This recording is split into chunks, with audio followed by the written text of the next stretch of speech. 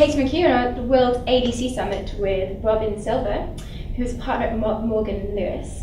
And we're here to talk about your role with working with companies that produce antibody-drug conjugates and how they actually protect their products.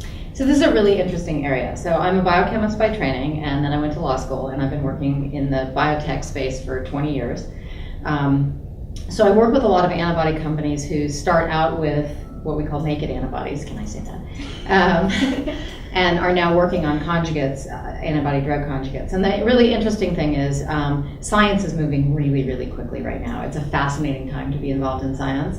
And the law is not quite catching up in many ways.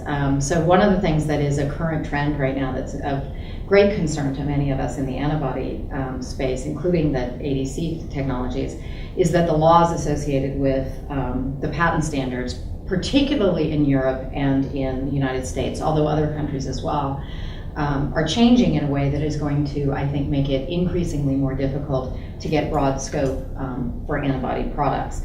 That's of particular significance because, as you may know, in the United States here we have programs associated with now biosimilars and biobetters, and moving forward we want our innovator companies to be able to robustly protect their technologies. And so it's becoming a little more of a challenge. You have to get a little creative.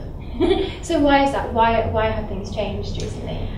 There's a variety of reasons. I think that one of the things that happens is that as a technology starts maturing, the standards change, and things that were hard to do in the beginning are now more routine, and the patent law takes that into account. The more routine it is, the less breakout or innovative it might be considered. So I think that one of the things is that because we've been doing so well in the science for the last 20 years, that actually is now hurting us. We've seen that, for example, in the electronics industry in the exact same way.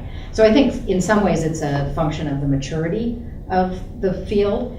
I also think that, to be brutally honest, particularly I can speak more freely about the United States, but there is a perception that large drug companies are bad, or that large companies, large drug companies are more in it for profit than for health reasons. And as a result, there is a lot of political pressure in some ways to make things a little more difficult. Okay. And then so how for a start, ADCs are a new technology. So how are they being impacted by this lower patenting threshold? So when you say it's a new technology, it's a rising competitive technology. Yeah. But the first patent on ADC technology actually expired. It's 20 years old. ADC technology is actually 20 years old at a minimum. And as a result of that, what we considered the prior art is actually greater. So one of the key things is to get more creative as we learn more about the science, is to become more creative in the way we try and patent this and get coverage for our clients. Particularly, and I think that the other thing associated with ADC technologies is because while it is, I'm not saying that it's old technology, but I'm saying it's been around for a while, sort of commercially unsuccessful until now. One of the other things that we really try and do is think about how you can get global coverage, because different countries treat technologies in different ways. And so several of our emerging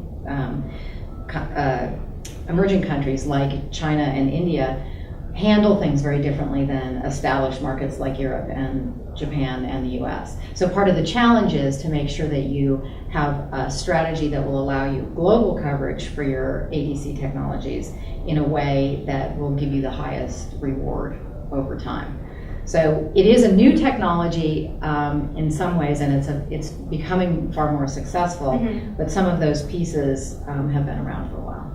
So now, say there was somebody in an emerging country, or an emerging market that doesn't has different patenting laws, and they decide to make a generic of, say, TDM1 or something. What can you do to protect yourselves? It's all based on whether or not you actually have coverage yourself in that country. What the reality is it's too expensive to patent your technology in every country where someone might sell it. So that's just prohibitively expensive in most cases. So particularly for smaller companies, emerging companies, the trick is to try and hit the major markets such that you would disincentivize someone else from developing that type of a global product.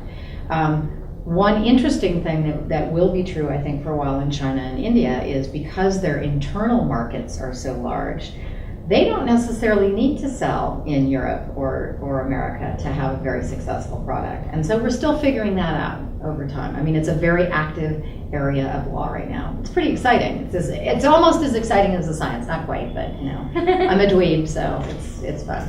And so you mentioned that you have to get creative to protect products.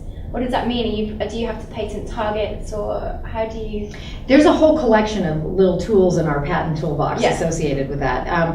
Because you can, sometimes in some places, under some circumstances, you can actually patent, for example, the biomarker, depending on how old it is. That is less likely to happen in the US since the Human Genome Project, for example.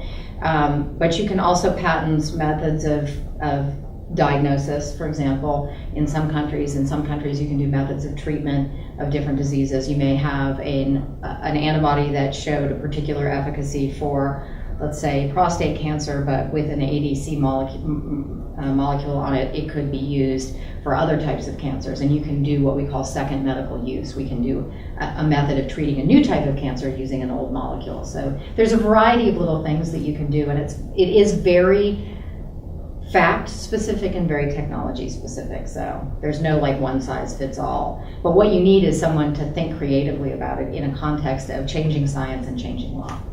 Okay, and then how about, so obviously companies are being very, very diligent in protecting their products, but is there the other side where they are also battling the threats of getting sued and they're, protecting? Yeah, like threats of people trying to come in and replicate your technology? Is that something that's That is probably, for many, I think for any kind of drug, whether it be biologic or small molecule, is more difficult to do in countries with strong patent protection. In the United States and Europe and Japan, for example, those are countries that do enforce intellectual property pretty rigorously. Mm-hmm. To China and India's credit, they are starting to do that more and more as they want also to get into the global markets. But you always run the risk, just as you run a risk for knockoff handbags and knockoff cars and knockoff toasters, that people can replicate some of your technology in other places. Drugs carry with it, obviously, a larger risk of that, and so I think it's probably less likely that someone will do a complete knockoff of a pharmaceutical, whether it be small molecule or a biologic like an ADC, but that's always a problem, and what we try and do is counsel people to have the lowest probability of that happening, I guess. Okay, and then finally I'd like to ask, if you're a small company and you have a great new ADC technology, at what point should you start patenting your ADC, or do you just keep it a trade secret for a while? Ooh, no. Bad idea. One of the things that I think has been a joy to work with the industry since I started doing this roughly 20 years ago is that patent lawyers are getting consulted much earlier than we used to. We used to be called in as sort of a fire drill at the end, and now most of the time, and with many of my companies, we're actually part of the business development discussions from very early on. That is a particularly timely question right this very minute because we have a new patent law, the American Invents Act in the United States, that for the first time has turned the United States from a first to invent country into a first to file country. So being the first to file is actually, it's a race to the patent office. So while there are things that are appropriate for trade secret coverage, this is probably not one of them. There's a whole strategy, and to be honest, as you may know from working with scientists, they're not that good at keeping secrets. So they like to go to the bar and have a beer and talk about their science. And so what we try and do is sort of counsel people with the whole package. There are things that can be appropriate for trade secret coverage, but general new ADC technology or new molecules or things that you actually want to sell as a product is not a good candidate for that. And we have a new race to the patent office. So getting good advice early is very important. You may choose not to follow that advice, or you may decide that the advice, that you may, for other reasons, business reasons or financial reasons, hold off. But don't do an ostrich, as we call it. Don't stick your fingers in your ears and act like none of it's happening, because that is almost guaranteed not to be your best strategy.